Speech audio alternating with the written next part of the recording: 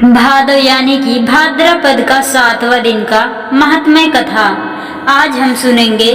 चलिए अब शुरू करते हैं। शिवपुर, कृष्णपुर और गंगापुर अब केवल गांव नहीं रहे थे, वे एक मिसाल बन चुके थे। यहाँ का जीवन आपसी मेल जोल और सेवा की परंपरा ने दूर दूर तक चर्चा पैदा कर दी थी। किसी को भूख नहीं, किसी के पास कटु वचन नहीं और हर दिन में एक दूसरे के लिए सम्मान। यह चर्चा अनंततः राजगृह के राजा वीरेंद्र विक्रम तक पहुंची। राजा ने अपने मंत्रियों से पूछा, क्या यह सच है कि 3 गांवों ने बिना किसी सही आदेश के, बिना दंड और पुरस्कार के अपने जीवन में इतना बड़ा परिवर्तन कर लिया? मुख्यमंत्री ने उत्तर दिया, हाँ महाराज, और यह परिवर्तन नारद मुनि की शिक्षाओं से शुरू हुआ है। वहाँ के लोग अब धर्म को केवल मंदिर में नहीं बल्कि अपने हर दिन के कर्मों में जीते हैं। राजा को यह सुनकर आश्चर्य भी हुआ और प्रेरणा भी मिली।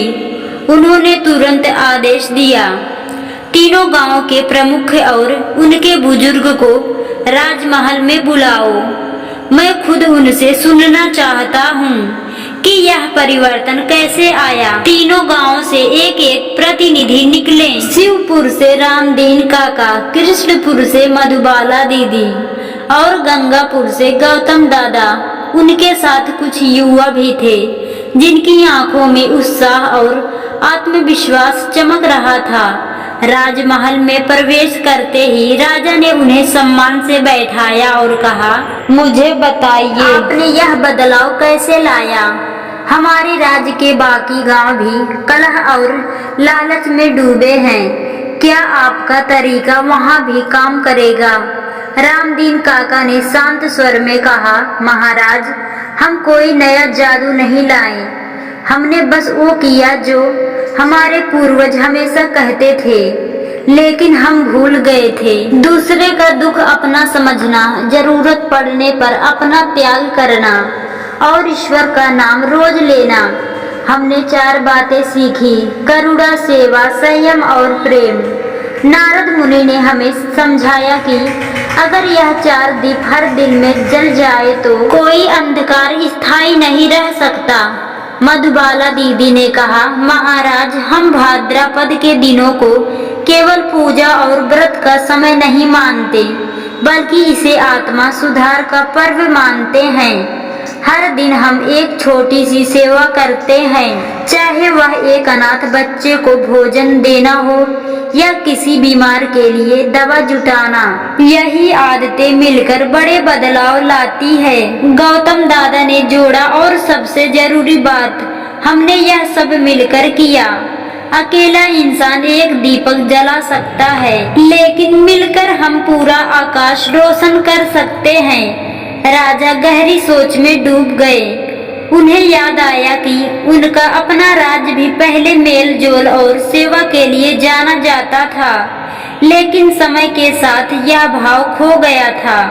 उन्होंने निर्णय लिया, आज से भाद्रपद मास को पूरे राज्य में लोक कल्याण महोत्सव के रूप में मनाया जाएगा। हर गांव, हर कस्बा, हर नगर इस पर्व के 7 दिनों में कम से कम एक सेवा का कार्य करेगा और चौथे दिन राज्य स्तरीय सभा होगी जिसमें हर जगह से लोग अपने अनुभव साझा करेंगे।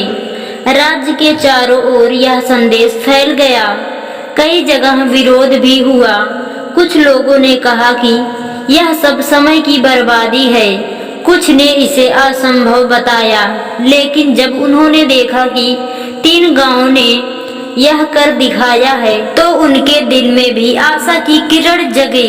पहले साल ही भाद्रपद मास में पूरे राज्य में 500 कुएं साफ किए गए, 200 अनाथ बच्चों को घर मिले और हजारों झगड़े आपसी बातचीत से सुलझा लिए गए। राजा ने देखा कि जहां पहले अपराध बढ़ रहे थे, वहां अब लोग खुद ही गलतियों को सुधार रहे हैं। 7वें दिन की शाम महल के प्रांगण में एक भव्य सभा हुई। राजा ने नारद मुनि को आमंत्रित किया और जैसे ही उनकी वीणा की मधुर ध्वनि गूंजी, पूरा वातावरण शांत और पवित्र हो गया। नारद जी ने कहा, महाराज, आपने जो किया वह किसी भी युद्ध से बड़ा है। युद्ध केवल भूमि जीतते हैं, लेकिन सेवा और प्रेम दिल जीतते हैं। आज आपका राज्य केवल समृद्धि ही नहीं बल्कि सुखी भी हो गया है। राजा ने उत्तर दिया, मुनिवर, यह आपकी शिक्षा का परिणाम है।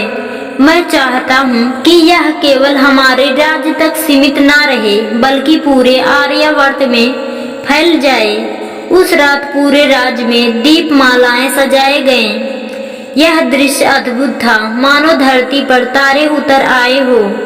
बच्चे नाच रहे थे, बुजुर्ग भजन गा रहे थे और महिलाएं मंगल गीत गा रही थी। लोगों ने महसूस किया कि भाद्रपद मास का असली उत्सव केवल पूजा या अनुष्ठान नहीं बल्कि वह परिवर्तन है जो भीतर से आता है और सबको एक धागे में बांध देता है। नारद मुनि ने आकाश की ओर देखकर मुस्कुराया और कहा, प्रभु, अब यह दीप बुझने वाला नहीं,